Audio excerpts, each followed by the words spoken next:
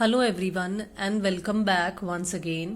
देखिए, हम क्लास 12 की मैक्रो इकोनॉमिक्स में ये circular flow of income in different sectors के कंसेप्ट को कवर कर रहे हैं। हम 2 सेक्टर मॉडल और 3 सेक्टर मॉडल को कवर कर चुके हैं, इवन उस पॉइंट ऑफ व्यू से कि जब फाइनेंशियल सेक्टर बीच में इंक्लूडेड हो। तो अब जो हमने आज के इस सेशन में बेसिकली डिस्कस करना है वो एक ओपन इकोनॉमी के पॉइंट ऑफ व्यू से। ओपन इकोनॉमी क्या होती है वो आपको अर्लियर सेशंस में बताया जा चुका है, जिसमें रेस्ट ऑफ द वर्ल्ड यानी कि फॉरेन सेक्टर भी इंक्लूडेड होता है। तो देखते हैं कि 4 सेक्टर मॉडल ऑफ इकोनॉमिक्स या ये जो 4 sector model of circular flow of income है, इसमें बेसिकली हमें क्या बता रखा है, जिसमें हम हमारे फाइनेंशियल सेक्टर को फिर से मैं कहूंगी क्योंकि हमने सब में कवर करना है तो इसको भी साथ में ही लेकर चलेंगे।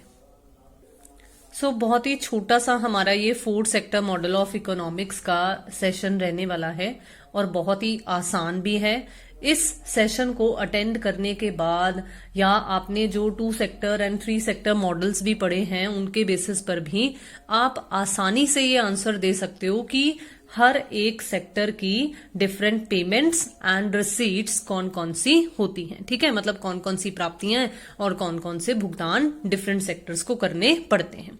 देखो, सबसे पहले हम फिर से वही स्टार्ट करेंगे जिससे आपकी रिवीजन भी हो जाएगी 2 सेक्टर एंड 3 सेक्टर मॉडल की।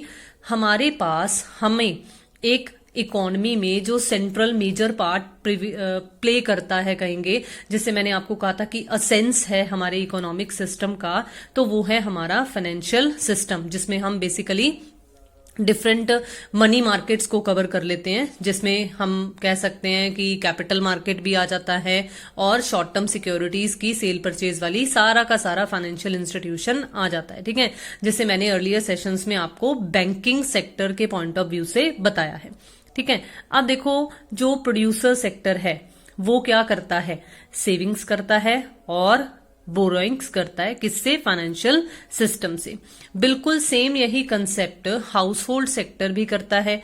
जो सरप्लस इनकम उनके पास होती है वो जमा करवा देते हैं, तो वो एस फॉर सेविंग्स बन जाती हैं और जरूरत पड़ने पर हम लोन वगैरह ले सकते हैं, बोरो कर सकते हैं। तो इसलिए बोरोइंग्स का एरो देखो हाउस होल्ड सेक्टर की तरफ आ रहा है। अब एक बार हम बाकी सबको स्किप कर सिर्फ प्रोड्यूसर सेक्टर और हाउस होल्ड सेक्टर के पॉइंट ऑफ व्यू से बात करें तो देखिए, हाउस होल्ड सेक्टर को प्रोड्यूसर सेक्टर से जो फाइनेंशियल इनकम मिल रही है, जो इन रिटर्न इनकम मिल रही है, वो क्या है? वो इनकम है फैक्टर पेमेंट्स। अगर आपने अर्लियर सेशंस अटेंड किए हैं तो आपको पता होगा कि house hold sector factors of production का मालिक होता है। अब ये फैक्टर्स प्रोवाइड करते हैं तो बदले में इन्हें फैक्टर पेमेंट्स मिलती है ना। बिल्कुल इसी तरीके से producer sector goods and services बनाकर सप्लाई करता है, तो हाउस होल्ड सेक्टर ने अगर खरीदना है तो उसे कंजम्पशन करने के लिए एक्सपेंडिचर बियर करना पड़ेगा। तो इसलिए ये जो कंजम्पशन एक्सपेंडिचर है वो किसके पास जा रहा है? प्रोड्यूसर सेक्टर के पास। ठीक है, तो बेसिकली आपका यहाँ पर 2 सेक्टर मॉडल जो है वो रिवाइज हुआ सिर्फ इनकम के पॉइंट ऑफ व्यू से। याद रखना, आपको मैंने जब 2 सेक्टर मॉडल करवाया था, पहला जब करवाया था तो वो आपको रियल फ्लो के पॉइंट ऑफ व्यू से बताया था और फिर आपको बताया था कि क्योंकि ये सर्कुलर फ्लो ऑफ इनकम है तो अब हम मनी फ्लो के पॉइंट ऑफ व्यू से ही स्टडी करेंगे। इसीलिए मैंने गुड्स एंड सर्विसेज नहीं शो किया है, मैंने सीधा मनी की फॉर्म में जो फ्लो हो रहा है इन दोनों सेक्टर्स या सभी सेक्टर्स में सिर्फ वो मॉनेटरी फ्लो को ही प्रेजेंट किया है। अब देखो, अब मैं इंक्लूड करूंगी गवर्नमेंट सेक्टर को। जब हाउस होल्ड सेक्टर के साथ गवर्नमेंट सेक्टर एग्जिस्टेंस में आती है तो गवर्नमेंट जो है वो हाउस होल्ड सेक्टर से टैक्सेस चार्ज करती है, तो टैक्सेस का एरो गवर्नमेंट सेक्टर की तरफ जा रहा है और बदले में कुछ ट्रांसफर पेमेंट्स होती हैं जो सरकार हाउस होल्ड सेक्टर को करती है। ये हम डिस्कस कर चुके हैं। इसमें ओल्ड एज पेंशन्स आ जाती हैं, इसमें स्कॉलरशिप्स वगैरह आ जाती हैं। मतलब ट्रांसफर पेमेंट्स बेसिकली वो पेमेंट्स होती हैं जो कि ट्रांसफर की गई हैं, सिर्फ बदले में दूसरा सेक्टर जो है वो किसी तरह की कोई सर्विस नहीं प्रोवाइड कर रहा है, सिर्फ बिना किसी काम के सरकार अपनी तरफ से ये पेमेंट्स ट्रांसफर कर रही है। ठीक है, अब अगर हम देखें सरकार का फाइनेंशियल सिस्टम के साथ क्या लिंक है? तो देखो, जिस तरह से हमने हाउस होल्ड सेक्टर और प्रोड्यूसर सेक्टर की बात की थी, बिल्कुल उसी तरीके से गवर्नमेंट सेक्टर भी फाइनेंशियल सिस्टम में ये सेविंग एंड बोरोइंग वाला काम कर सकती है। अब अगर बात करें गवर्नमेंट सेक्टर का प्रोड्यूसर सेक्टर के साथ लिंक, तो देखो ये जो एक लाइन, ये जो एक एरो यहां आ रहा है, अब ये क्या बता रहा है कि क्या क्या जा रहा है गवर्नमेंट की तरफ से प्रोड्यूसर सेक्टर को? एक तो कंजम्पशन एक्सपेंडिचर, गवर्नमेंट भी तो गुड्स एंड सर्विसेज खरीदती है ना, और ग्रांट्स और सब्सिडीज। बदले में प्रोड्यूसर सेक्टर की तरफ से क्या जाता है गवर्नमेंट को?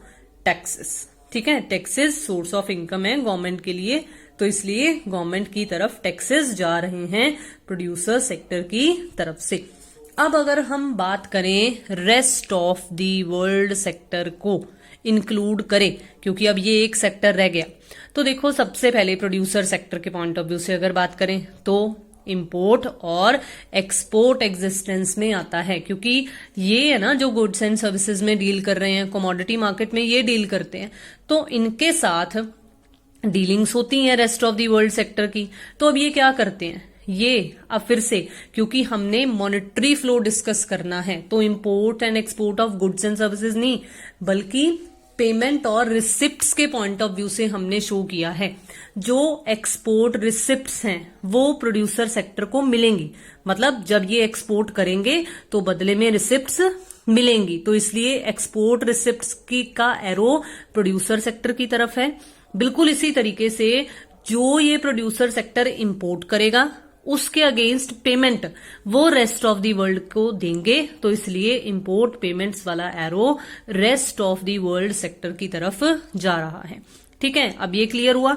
अब देखो rest of the world sector जो होता है वो फाइनेंशियल सिस्टम में, मतलब फिर से मैं याद दिलवाना चाहूंगी कि जो ये कैपिटल मार्केट्स होती हैं, मतलब अगर आप सिंपली लैंग्वेज में समझो तो वो जो शेयर मार्केट्स वगैरह होती हैं, शेयर्स में इन्वेस्टमेंट फॉरेन कंपनीज भी तो कर सकती हैं ना, तो इसलिए नेट इन्वेस्टमेंट्स की फॉर्म में से ये rest of the world sector भी फाइनेंशियल सिस्टम के साथ जुड़ा हुआ होता है।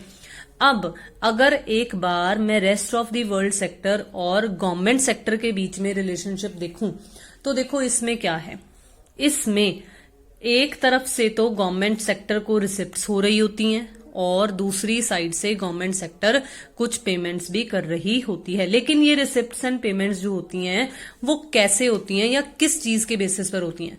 देखो जैसे हम नाम सुनते हैं वर्ल्ड बैंक, है ना, तो सरकार का भी, इंडियन गवर्नमेंट का भी तो खाता है ना वर्ल्ड बैंक के पास, तो उस अकाउंट के थ्रू गवर्नमेंट के उस अकाउंट के थ्रू ये रिसिप्ट्स एंड पेमेंट वाला काम चलता है। अब जैसे कोरोना की इतनी बड़ी आपदा आई तो सरकार को हेल्प मिली, है ना, तो बाहर से जो वो हेल्प मिली हमें, फॉरेन कंट्रीज से जो वो एड मिला, तो वो एक रिसिप्ट बन गया। बिल्कुल इसी तरीके से अगर किसी कंट्री में कोई नेचुरल कैलामिटी आ जाए तो अगर हमारी गवर्नमेंट भी मदद करती है तो that will be counted under the payments. तो इस तरह से सरकार rest of the world sector के साथ जुड़ी हुई होती है, बट मेनली जो एक्सपोर्ट एंड इंपोर्ट वाला कंसेप्ट है वो प्रोड्यूसर सेक्टर के साथ ही rest of the world sector का जुड़ा हुआ होता है।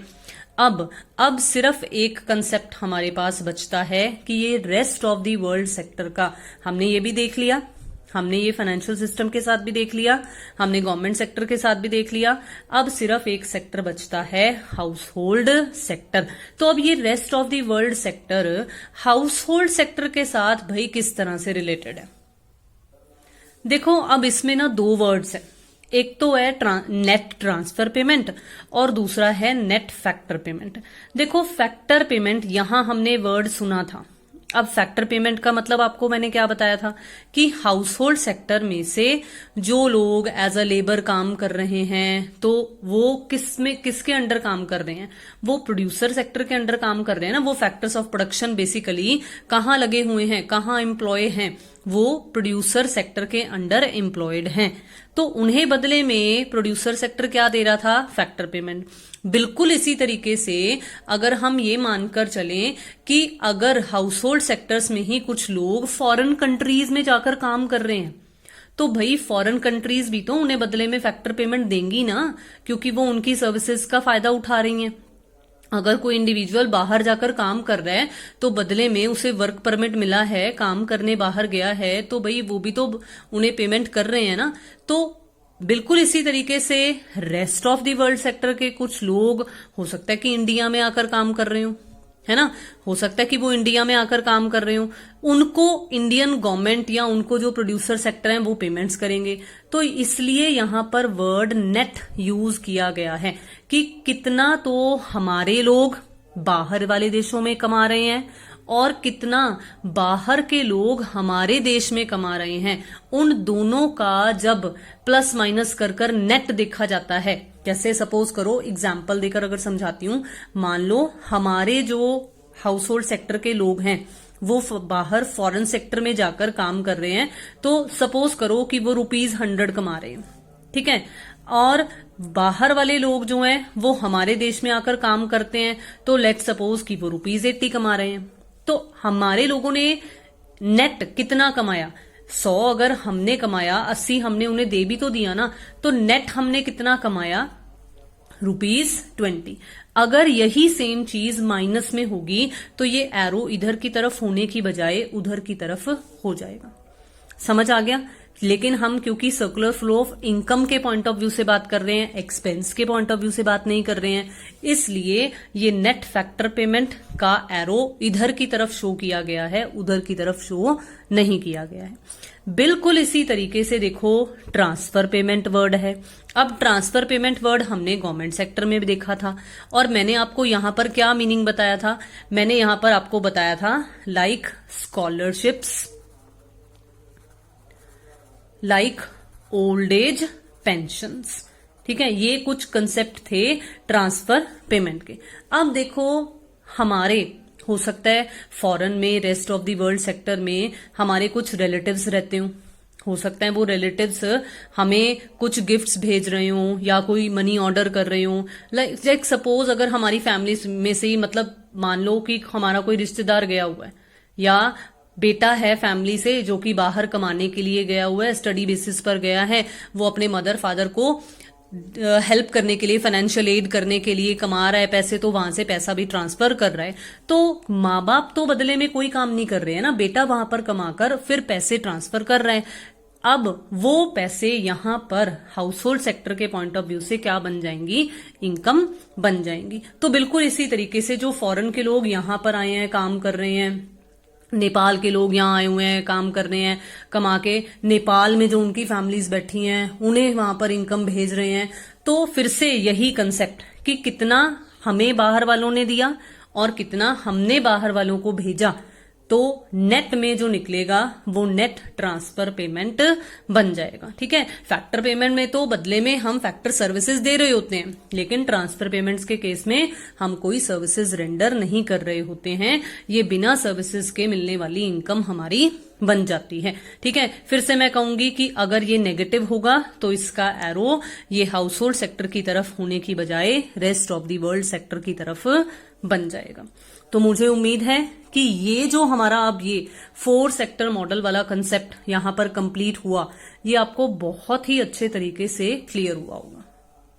चलिए मिलते हैं नेक्स्ट सेशन में, जिसमें हम इसी चैप्टर का जो बचा हुआ और टॉपिक है उसे कवर अप करेंगे। तब तक के लिए जुड़े रहिए चैनल के साथ। अगर आपने नहीं सब्सक्राइब किया है तो जल्दी से कर लीजिए, शेयर कीजिए वीडियोस को, लाइक कीजिए वीडियोस को, do comments also. Thank you so much and have a nice day.